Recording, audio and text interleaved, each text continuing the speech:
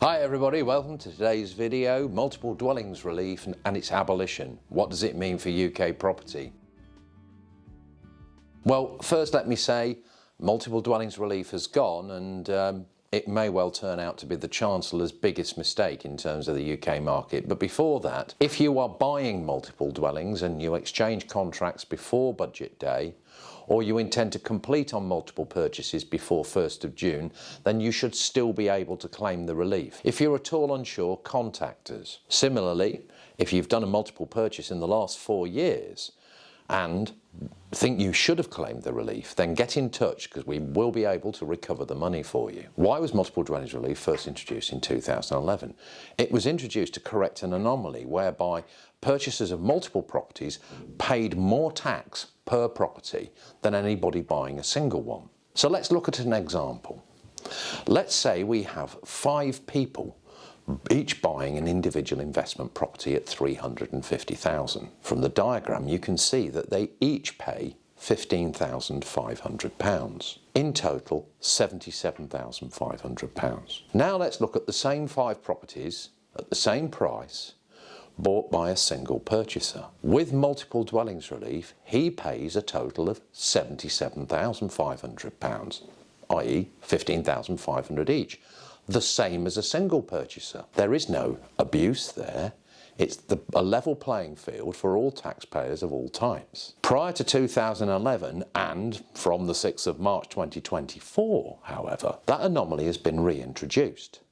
And now that single purchaser of 5 dwellings to the abolition, that single purchaser, as you can see from the graphic, will now pay £173,750 in SDLT, whereas he would have paid £77,500. That's an astonishing 128% increase in the tax. Now, in a worst case, where the units were even cheaper, he could have up to a 400% increase in his tax bill, which is frightening. And the Chancellor did this to counter abuse.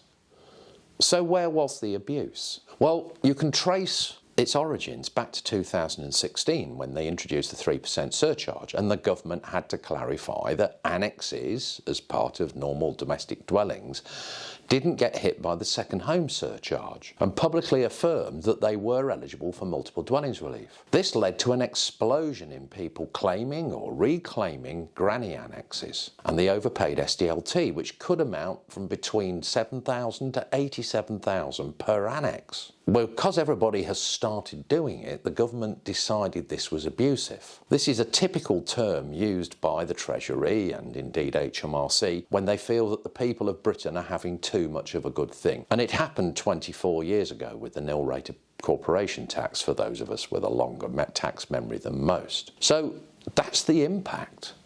What's going to happen to the UK property market? Well, what's going to happen is that investors are going to stop making multiple purchases. Any scheme that was billed to rent and aimed at being sold to investors to provide people the ability to rent homes they desperately need will now no longer be built. Indeed, some schemes under construction may be halted. And in the intention of this government to try and increase housing stock has, by the Chancellor, been single-handedly put into reverse. So what could Jeremy Hunt have done? There was a consultation on multiple dwellings relief in 2023, and it was clear from the consultation document that HMRC were particularly irked by all the annexes being claimed for. And one of the suggestions in that document was to increase the minimum number of dwellings to make you eligible to claim the relief to 3.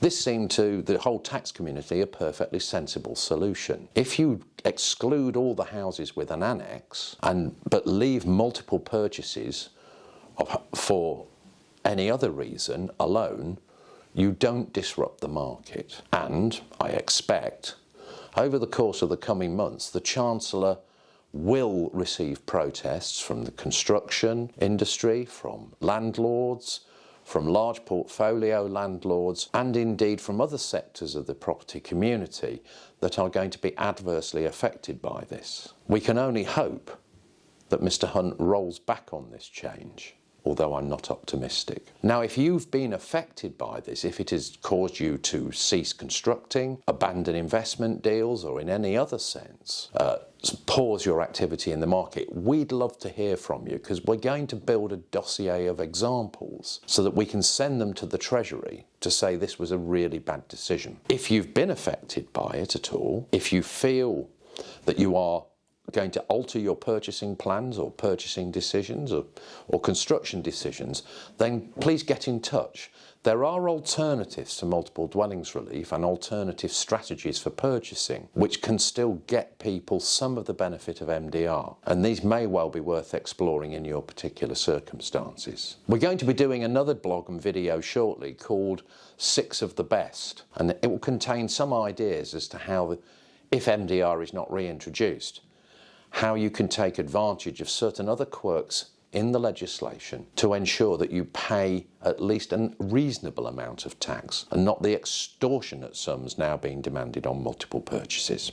Well, that's it for today. I hope you've enjoyed the video. Please click like and subscribe to receive further updates. I've been David Hanna for Cornerstone Group. Thank you for listening.